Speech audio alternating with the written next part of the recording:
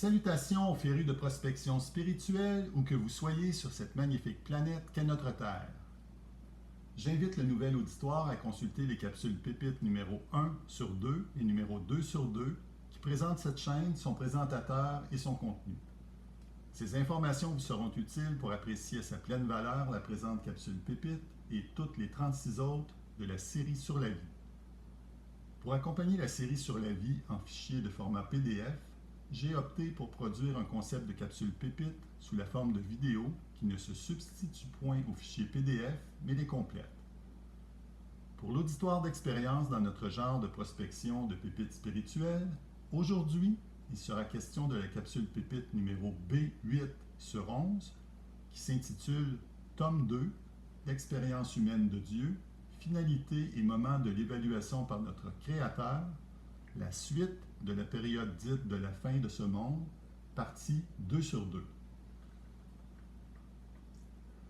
Nous avons vu à la capsule pépite numéro A7 sur 11 la finalité et le contexte menant au début de la période dite de la fin des temps ou la fin de ce monde, et nous avons situé cette période dans l'ensemble de l'expérience humaine de Dieu, c'est-à-dire qu'elle constitue la seconde de 4 périodes et se terminera par la première résurrection pour tous les humains ayant refusé d'adorer la bête et qui n'auront pas accepté de porter la marque de la bête sur leur front ou sur leurs mains. Pour tous les autres ayant adoré la bête et accepté de porter sa marque sur leur front ou sur leurs mains, ce sera fichu éternellement. Pour nous assurer de bien comprendre cette période cruciale, car il n'est pas dit qu'elle ne surviendra pas de notre vivant, nous chercherons à connaître les éléments suivants: ses principaux acteurs et leur rôle, comment reconnaître cette période et le déroulement des événements principaux de cette période. Débutons par la passation des pouvoirs aux acteurs dans la période dite de la fin de ce monde. En prévision de la guerre spirituelle qui débutera pour une période de 42 mois, où le camp adverse s'attaquera au camp de Dieu, le diable donnera sa puissance, son trône et une grande autorité à ses deux représentants sur la terre, tandis que Dieu déléguera des pouvoirs surnaturels à 2 de ses envoyés. La bête est un roi à venir à l'esprit démoniaque. La bête semblera avoir reçu un coup mortel, comme si elle avait été égorgée. Mais la blessure dont elle aurait dû mourir aura été guérie. Une fois qu'il sera au pouvoir, il ne doit rester que peu de temps. Par la suite, la bête qui était et qui n'est plus va monter de l'abîme pour redevenir roi et aller à la perdition. La bête, à son second séjour de 42 mois, aura l'appui de 10 rois qui exerceront l'autorité royale conjointement avec la bête en poursuivant un même but. Ils feront la guerre au peuple de Dieu et au Fils de Dieu, et celui-ci les vaincra, car il est le Seigneur des seigneurs et le Roi des rois.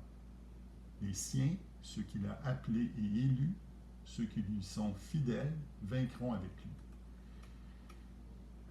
Le faux prophète, être à l'esprit démoniaque, qui exercera tout le pouvoir de la bête en sa présence et ira à la perdition.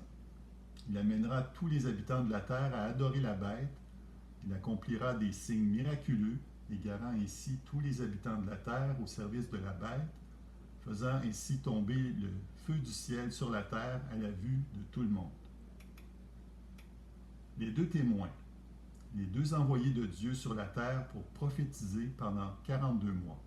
Ils auront le pouvoir de frapper la terre de toutes sortes de fléaux, aussi souvent qu'ils le voudront.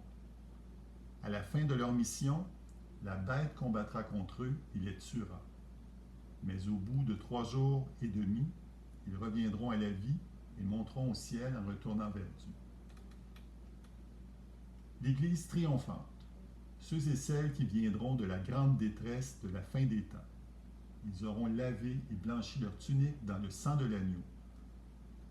Ceux qui n'auront pas adoré la bête ni son image et qui n'auront pas reçu sa marque sur leur front et leurs mains. Et seront les heureux invités au festin des noces de l'agneau, à titre de fiancé qui s'est préparé et qui lui a été donné de s'habiller d'un lin pur éclatant. Ils seront abrités avec Dieu sous sa tente et lui rendront un culte nuit et jour dans son temple. Ils ne connaîtront plus ni la faim, ni la soif. Ils ne souffriront plus des ardeurs du soleil, ni d'aucune chaleur brûlante. Car l'agneau qui est au milieu du trône prendra soin d'eux comme un berger. Il les conduira vers les sources d'eau vive, et Dieu lui-même essuiera toute larme de leurs yeux. Il y a aussi la grande Babylone, les richissimes de la terre, et la grande prostituée, qui représente les intérêts de la grande Babylone, qui est à sa solde, qui siège sur tous les continents et qui est sur le dos de la bête. Voici les principaux signes précurseurs de la fin des temps. Le monde entier sera sous l'autorité de la bête et du faux prophète qui modifieront le calendrier et la loi. Nul ne pourra acheter ni vendre sans être marqué du signe de la bête sur la main droite ou sur le front. Des nations s'opposeront aux autres avec rumeur de guerre. Il y aura des guerres, des famines, des épidémies et des tremblements de terre qui tueront le quart du monde. Les méchants agiront avec perversité et aucun d'eux n'aura la sagesse de comprendre la Bible. Ceux qui auront du discernement comprendront la Bible. Parce que le mal ne cessera de croître, l'amour du plus grand nombre se refroidira. Plusieurs abandonneront leur foi. Il y aura l'abominable profanation du lieu saint et l'on fera cesser le sacrifice perpétuel. Il y aura de nombreux faux prophètes et de faux messies pour tromper les gens. Les familles seront divisées. La détresse généralisée sera la plus terrible que le monde ait jamais connue et n'en connaîtra plus jamais. Les puissances célestes seront ébranlées. 1 litre de blé au prix d'une journée de travail et 3 litres d'orge au prix d'une journée de travail. La parole de Dieu sera prophétisée au monde entier afin d'annoncer la venue du règne de Dieu. Le fil des événements majeurs de la fin des temps. Voici les événements qui me semblent majeurs et qui se passeront à cette époque, pas nécessairement dans cet ordre chronologique. Sur l'ordre d'un roi du Nord et de connivence avec ceux qui trahiront l'Alliance sainte, ces troupes profaneront le sanctuaire et la citadelle, feront cesser le sacrifice perpétuel et installera la profanation abominable dans le lieu saint, là où elle ne doit pas être. Le faux prophète demandera aux gens de faire une image de la bête qui l'animera et la fera parler, et l'image de la bête fera mourir ceux qui refuseront de l'adorer. Le faux prophète trompera tous les habitants de la terre en les amenant à se faire marquer la main droite ou le front du signe de la bête. Personne ne pourra acheter ou vendre sans porter le signe de la bête. Les 10 rois et la bête prendront en haine la grande prostituée, ils la dépouilleront de tout ce qu'elle a et la laisseront nue. Ils dévoreront ses chairs et la consumeront par le feu. Et la phrase qui vient est extrêmement importante, car Dieu leur inspirera la résolution d'exécuter son propre plan, en faisant cause commune et en mettant leur pouvoir royal au service de la bête, jusqu'à ce que toutes les décisions de Dieu soient accomplies. La grande ville puissante, la grande Babylone, tombera en une seule journée. Elle verra tous les fléaux fondre sur elle, épidémie, deuil et famine. Elle-même sera consumée par le feu, car le Dieu qui a prononcé la sentence sur elle est un puissant Seigneur.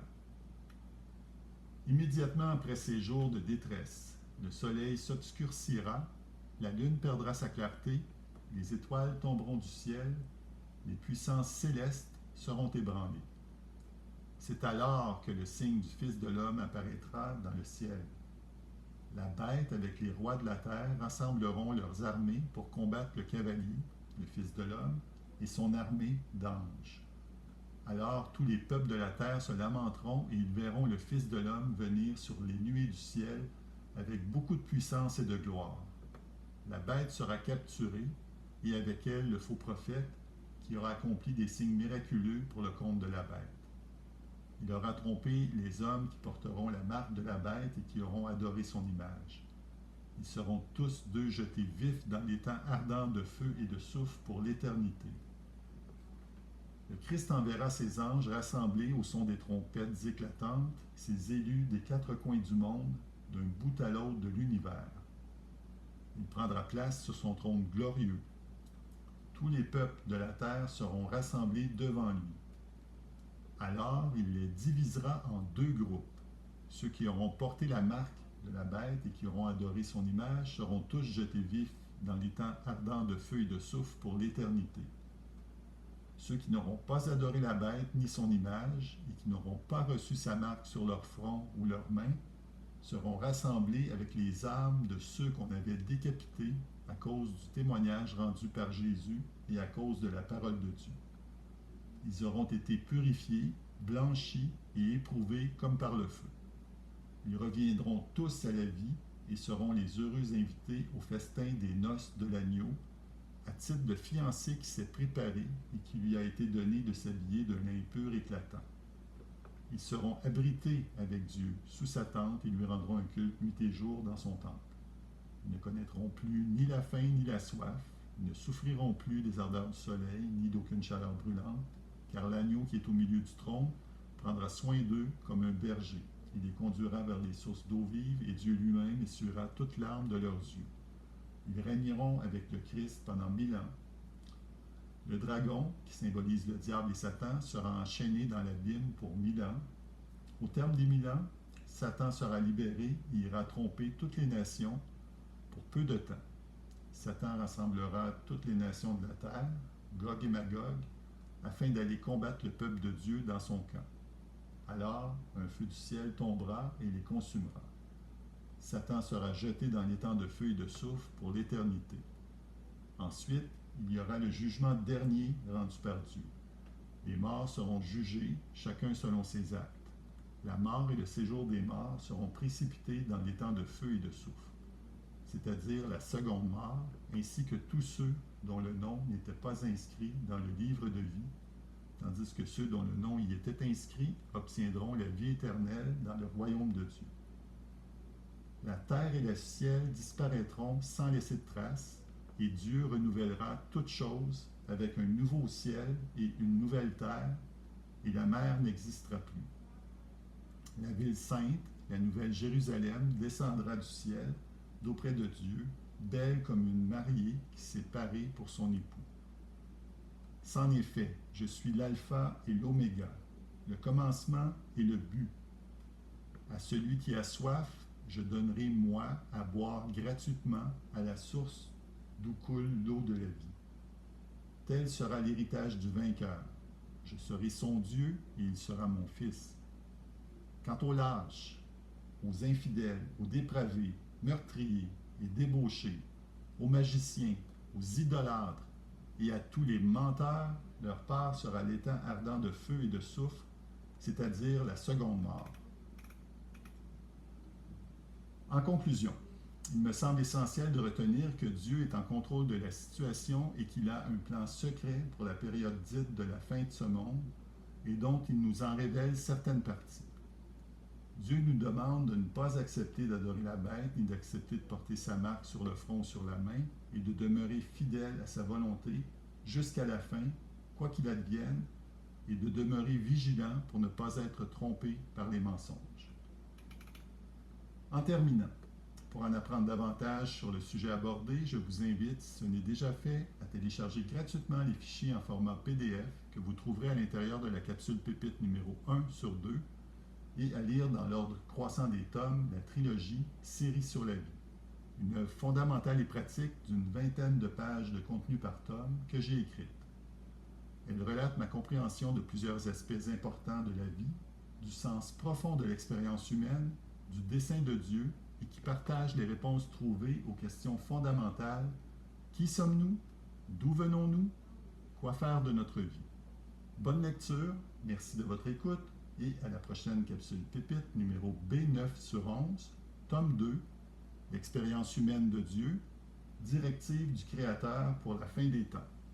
Tourlou.